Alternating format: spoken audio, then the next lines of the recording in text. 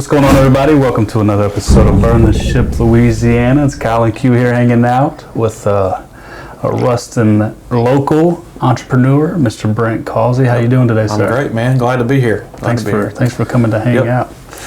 So as an innovative and technology specialist, tell us about what Delta Broadband does and what ultimately you want to take this and what services and the history behind it. Sure. I'll kind of give you a little history on me and how I got to where I got, I guess. So I was born and raised in Ruston, went to Louisiana Tech. Always kind of had the entrepreneur bug. You know, I had a lawn care business from before I could drive even. Had that all through high school, through college. Used it really to pay my tuition. And I had a full-time job and I did that on the side. And once I turned, 16 or so. But I worked in the technology space since I was 16. I worked for a local computer company here that's still around. Worked for the school board for 6 or 7 years as their kind of network admin when I was at Tech. And then I spent almost about 8 years at Lincoln Builders as their IT director. And so, throughout all of that, I've kind of always been in, network administration or, some kind of computer-related industry pretty much my whole career. And then I've always had some kind of side business from lawn care to real estate, house flipping, just whatever. I've always had something. And so I always kind of had that, bug. Lincoln was my last full-time job. Here, can we stop for a second? Yeah. Or we just, y'all can edit it? Yeah. Perfect, okay. So what I was going to do is just kind of give you my backstory and then talk about kind of how I got to Delta. Yeah. Is that okay? Yeah. Okay, keep going. So I'm working at Lincoln Builders. I was their IT director 2019 and got married. 2020 comes around, my wife's working full time. She's the assistant principal at Ruston Elementary. I'm working at Lincoln. We got a little side business going. We're doing some real estate, doing some technology stuff. And then, like everybody's story goes, COVID hits. Right. And 2020, we go home. We're remote work. She's home, I'm at home. And at first we're kind of like, I'm kind of a little concerned about that. Like, we're about to both be home. We're just married. But it was great. It ended up being one of those good times. We kind of, learned a lot about each other and kind of made me start thinking about my work and life. I'm like, okay, I've been doing this 9-to-5 thing, grinding, just like, what do we really want to do here, both of us? And I'd always thought about having my own business, but I never really thought it was like a possibility, because it's just like, I've got this awesome job. Like every week my check's going to hit. Like, I had, whatever iPad, computer, cell phone I wanted. We had fuel card. Like, why would I ever give that up to try something, that may be a little, out of my comfort zone? And so, we started kind of putting pen to paper and thinking, okay, well, what about this? What about that? And I just never could really, it was like, no, we're good. Well, I'm never I'm an idiot if I do this and give up this good thing that's going, because I love working with the Graham family. I was learning so much. I was the IT director, but I was involved in so much other stuff, family business, and it was just, I learned more there in 8 years than I did anywhere else, because they're just such entrepreneurs and they're so involved. They don't just do construction, they're in commercial real estate, residential real estate, and all kinds of different businesses they're invested in. Right. And so I guess my turning point was random Tuesday night. My dad calls, we're talking on the phone, just, COVID and what's going on, who's got it. And he said, yeah, well, the good thing is maybe we can go fishing some more this year since everything's shut down. And I was like, what do you mean? Like, we go fishing all the time? He's like, well, last year we only went one time. And I was like, really? He's like, yeah, we only went once. And I was like, I started thinking, I remember the other times we were supposed to go where I had work and something came up, a fire was burning I had to put out. And so I got off the phone and I started doing the math. I'm like, well, he's 60, how many trips do we have left at one a year? And so I was telling Catherine, I was like, this is not, God did not intend for us to be on this earth to just work, and then get old and say, well, here's my 401k and here's my retirement. Right. And, here you go, kids, because I'm dead. Right. And so then I was like, all right, we got to figure out how to do this. And we did. We went through and how do we, what about insurance? What about cell phones? Because I hadn't paid for a cell phone since 2008. I didn't, all these things that have been worth my jobs, now it's on us, And so another random Tuesday night, I was like, all right, I'm quitting tomorrow. And so I told her, I was like, I said, okay, so I need you to confirm to me that if we go broke and like literally start over with nothing at 35 or 32, whatever we were, like, I need you to say you're okay. She's like, I'm good. I trust you. I was like, all right, we're doing it. Well, then I started thinking about quitting and actually telling, like, you know, my work family, like, oh gosh, because Clint Graham, I don't know if y'all know him, but like, you know, he's the CEO of Lincoln currently, I think 3rd generation. And, you know, he's one of those guys that I admire as a, you know, husband, dad, grandfather, businessman. Like, he's just, the way he is at work is the way he is in the duck blind and all aspects of his life. And so I really respect him. I didn't want to let him down. You don't want to let your parents down. That's kind of how I felt. You know, I've been there almost 8 years with them. And so I told guys, I got to write an email. I was like, I can't do it in person. Like, I'd be too emotional. I'd say the wrong thing. I'd get mad, you know, like it wouldn't go good. So I wrote this long email like, hey, here's what's going on. At the same time, we were going through infertility, trying to have a child, and it's really expensive. And so I knew, you know, whether we end up having to adopt, go through that process, or whatever, you know, like it was going to cost a lot of money. Right. And I knew that at some point, you know, I was pretty close to being maxed out on pay. The only way to get above that was to go do my own thing. And so I told him that too, like, hey, here's what I'm thinking. Here's my reasons why. Like, I love y'all, but I got to go. And so sent the email, couldn't sleep, you know, it was all like, I just knew it. So this was still during COVID. I mean, we were kind of back at work, but COVID was still happening. All right. And I get to the office that morning. I got there early. Like, I'm gonna beat the crowd and be prepared, you know. And he'd been working remotely a lot, and he wasn't there a ton just because they got some family health that he didn't want to get everybody sick. And I pull in his truck's the only truck in the parking lot. And I'm like, golly, here we go. So I get up there, I get in my office, and like, as soon as I turn my light on, if he wasn't in there, he was around the corner. And he just, you know, looks at you like your parents disappointed and looking at you. And I'm like, yeah. He's like, I wasn't expecting that email. I was like, yeah, I know. And he goes, he was like, well, you know, he goes, I knew it was going to happen one day, but I was hoping it wasn't so soon. You know, we love you, we support you. You let us know like what we can do to support you. And he was, you know, he said, you know, we want to quote, like, we want to do business with you. You know, we trust you, we love you. And so, you know, I'm thinking like, oh gosh, I didn't expect that, because you think they're going to be mad, you know, like one of your top people's leaving you. And so for me, it was like, number one, more, you know, confirmation that that's what I needed to do, and like a lesson to, you know, in 10 years, if I have my top guy leave, like, support them and say, hey, you go, you know, make yourself better or whatever, and don't, you know, kick him out the door. Right. And so Lincoln's still our largest client. We do all their managed IT, we do all their cybersecurity, anything technology related we handle. They've got an office in Baton Rouge, Dallas, Ruston. Of course, the main office is here, but we do all their, you know, phone system, everything for them. And that's a big part of our business is managed IT. So we do about a third business fiber and phone systems. So it's like we resell various brands of fiber. We have our own fiber some places. We do some like apartment complexes where we bring in like a really big connection, and we handle the management of all the Wi-Fi. And so a lot of our landlords, they are able to make a little money off that. So, you know, instead of Suddenlink or whoever coming in, we handle it for them, and they're able to add another little bit to the rent, and it kind of helps them add an extra door or two. You know, really they don't have to do much with it. We handle it. Yeah. And then we do the managed IT thing, and then we do some residential internet rurally in Ruston, Lincoln Parish. Right. So, and that kind of came out of the COVID thing too, is getting internet to people that needed, you know, internet areas you just didn't have traditional, you know, copper, fiber, or anything. And that's a small part of our business, but it is something that we're doing. Mostly what we're doing is the business related, business to business technology services. So how do you see with all this new gumbo and all this funding coming down, how is that going to affect your business? Does it create opportunity? I think for the good, like Louisiana, it's going to be a good thing. We need to make sure it gets in the right hands.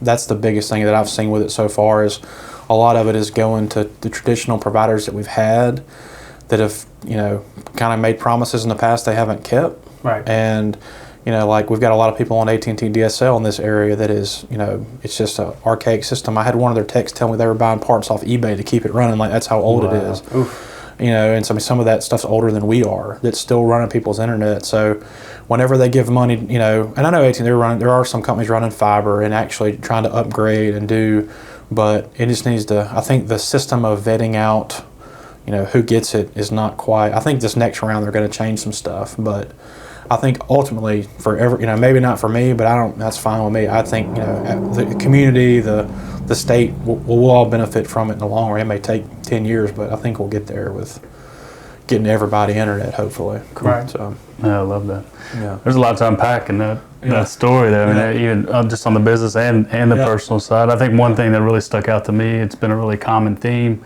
is having that affirmation and confirmation from your spouse. Right.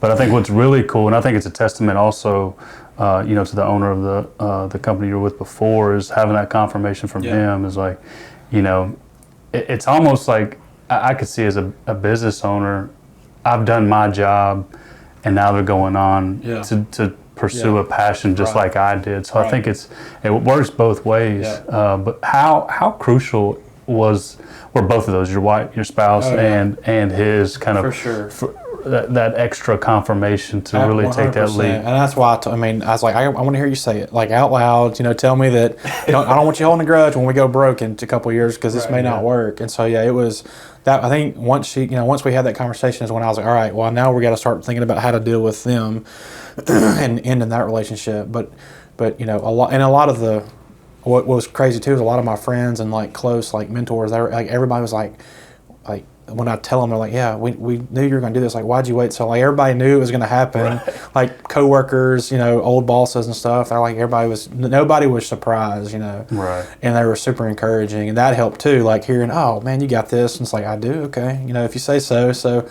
that was extra, I had confirmation across the board from like family, wife, my pastor in church, and like everybody was just showed up, like our ribbon cutting. I mean, we had so many people there, and I was just like floored by the support. We've had some great support, with the business in general. So that's powerful. So yeah, it's been good stuff. That's powerful. What would be maybe a tidbit of advice, one or two pieces of advice you'd give to somebody who's kind of in that same boat? They're in the 9 to 5, not that they don't enjoy it, but they feel sort of maybe stuck. I don't know if that's the right word. Right. And have a passion that they want to pursue. What would be a piece of advice you'd give them? I mean, my advice is have a plan and just go do it. And we weren't in a position where, we got married late in life, so we were both established, and financially we were in a good place where we didn't owe a bunch of student loans, and so that helped a lot too. Where I knew that if we missed some checks, if we missed some months or weeks, or we had a bad whatever, that we'd be okay. But my advice is to have a plan to know, here's, whatever problem you're solving, make sure you have a good solution and you have a good path forward, marketing, whatever it is, and I always tell people, be the expert in your field. And we get a ton. I think it's funny, it's annoying to me, but it's funny. We get so many calls from people who we can't help, but they're like, hey, I live in wherever, but my cousin uses your internet, and I live in the country, like, what do I do out here? And so I have to stop my day and say, okay, go look at this, or go check this, and it's like, we get so many of those, and we don't make any money off of it, but we get a ton of like, hey, we know you're the expert in X, and we're trying to do Y, how do we do it? It's like, hey, we're starting a whatever, and we need some software that does this. We want to like scheduling, or, and we can go back and help them kind of, I love helping a business person, especially a new business, their dream. They know what they want to do. They just may not know the tool to do it, and we help them, get those tools aligned and secured and all that to where they can do what they're wanting to do. I love that. And so that's been, but yeah, my advice is have a plan and just go execute your plan, and show up at the chamber events, and show, be involved in your community too. That's been a big thing for us, is like, Suddenlink has its own, everybody kind of knows what those guys do and don't do. And so for us, we want to sponsor the T-ball teams, and we want to be, be in the community and involved, and, with the chamber and all that. We want to be a part of the community and then solve a problem for the businesses, or, people without internet or whatever it is. Right. So. One thing you brought up something that's really interesting, just as a business owner in general. You said you would take the call from someone that cannot be a customer right now. But the fact that you've taken the time and established a good rapport that could turn into a future Absolutely, customer. Yeah. And so I think it's important for business owners in any capacity to not get so tied up in the now and think bigger picture. Right. You know, you might not be my customer right now, but I'm going to make sure that this experience you're having with me is a positive one, so that when the opportunity does come, I've already set myself up to secure you. I've got one lady in town, I'm not going to say who it is, but she calls me all the time, and she doesn't realize that I can't help her because I don't work for the company that she thinks I do. And she's like, our internet's down. I'm like, well, ma'am, this is Brent with Delta again. Like, and she's like, oh, okay, I called you last week. I'm like, yes, ma'am, you called me last week. And she's called so many times. I actually texted her provider and I was like, hey, like, y'all need to just make sure she knows that, like, I don't work for y'all, and I don't know, it's just funny. When I see her number pop up, I'm like, I guess I'll talk to her again and see what's down today. But get a Christmas gift from her. I told my guy that works with me, I was like, man, one day she's like, you know what, you just come fix it for us. Right. You never know. That's really cool. Yeah. So, as a serial entrepreneur, what else? We know, obviously, there's almost like 3 businesses, one just with Delta, but now you're also in real estate with Airbnbs. What does that look like? I've kind of dabbled, you know, my adult life and, you know, long-term rentals. We flipped some houses, just kind of here and there. And then once me and my wife got married and decided we wanted to have children, one of our her dream and my dream too is for her to be able to stay home in some capacity and raise our kids. That was like one thing that was really important to us. So we're always trying to figure out, how do we do that? How do we, you know, with small business or with, you know, whatever. You know, one time it was just going to be, hey, I'm going to work at Lincoln. We're just going to be broke and be okay with that. But so we decided to try to, you know, get some real estate stuff going. We've got a couple short-term rentals in Ruston and Monroe that we do, and so she's kind of managing those for us. It's been good. It's been something, you know, we can work on together. You know, she's kind of learning that business and how to manage those and market them, and so it's allowed her to stay home. We had our little boy in May of 20 this year, 22, and so she was able to basically stay home all summer, and then decided in, like, you know, August that she, you know, wasn't going to go back full time, which was really hard for her too. Sure. So we had the same conversations, like, okay, now we're really relying on this business for our income. Because before I had, you know, we had her income and her insurance, so now it's like, you know, health insurance is really expensive, and now we got to pay for that. So for me to sleep at night, I've got diversification, which I learned from the Graham family, and, you know, which you hear it in the podcast and the books, but really saw it with them, like, you know, even with when their grandfather had the business, like whenever Lincoln Builders slowed down, the shopping center that's in town, he built that to keep his employees working. They built that shopping center to keep people employed when the market turned down, you know. And so, but now here we are, I don't know, 30, 40 years later, and they're still making money off that as an investment. So that's, you know, kind of what, on a lot smaller scale, what we're trying to do is, you know, have a couple rentals and, you know, have the fiber, have a little bit of everything, so at the end of the day we can, you know, pay the bills and not be chained to a desk per se. Sure. Well, it's multiple levers. You know, one drops for 6 months, you've got 3 or 4 others that are keeping you afloat. So for sure. You know, that's important, but it's also, you know, it's not. There's a point in time to where that's not feasible. You know, when you were early on with the Delta, right? There's no way you're even probably thinking about real estate. You got to fully focus and dive in, because you might not be where you are right now had you not done that. So. And one more thing I want to plug for you in.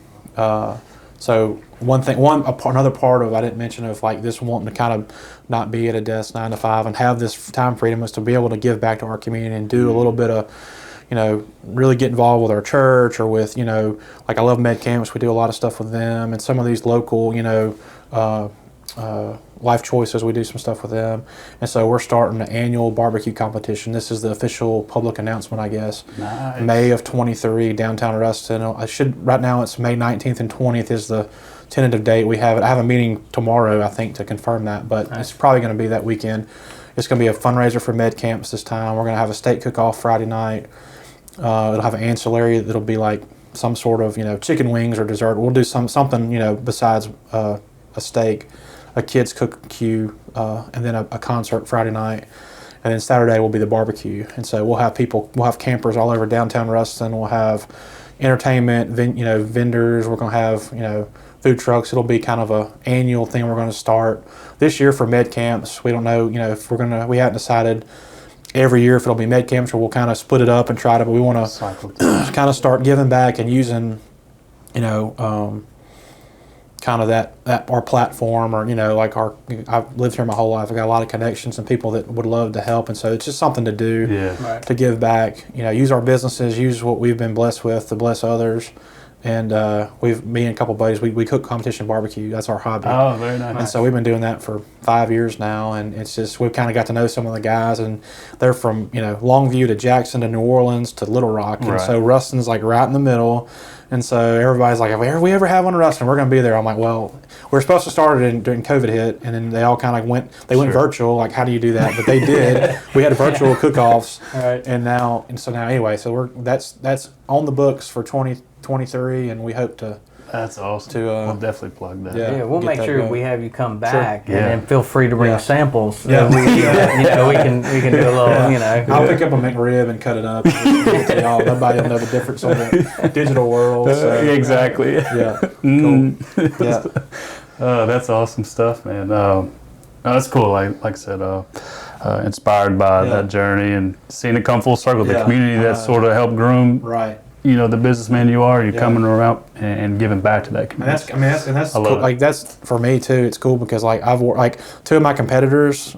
I worked there, and like we're friends, and like we talk and text, and like they trained me. At some point, like high tech. That's where I got my first job when I was 16, and so I owe him for not half of what I know, but a lot of what I know. Sure. I don't give him that much credit, but but it's been good. Ruston's it's a great place to do business, and tons of support. It's just I love living here, and like my wife's not from here.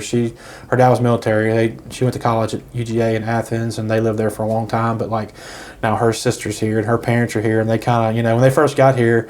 It's just weird to know, like when you have a flat tire, you don't go to Walmart. You go see your guy. Right. I'm gonna go see my guy, my guy Roger, or if you need whatever, like I want to be the guy. If you need computer stuff, security, whatever, like I'm the guy. So for sure, it's good. I love living here and doing life in Ruston. So. I love it. Mm-hmm. I love it. Glad to know we have a guy now. We have a guy. That's right. We have a guy. The guy. Well, cool, man. As always, we appreciate you taking the time to come hang out, chop it up, and make the big announcements. We're definitely going to push that out. That's awesome. We're excited. I'm pumped about it. So we're hoping it'll be a big fun event for everybody. Awesome. Raise a little money for med camps too. Awesome. So we'll appreciate you letting us into your world a little bit, and we'll catch you guys on the flip side.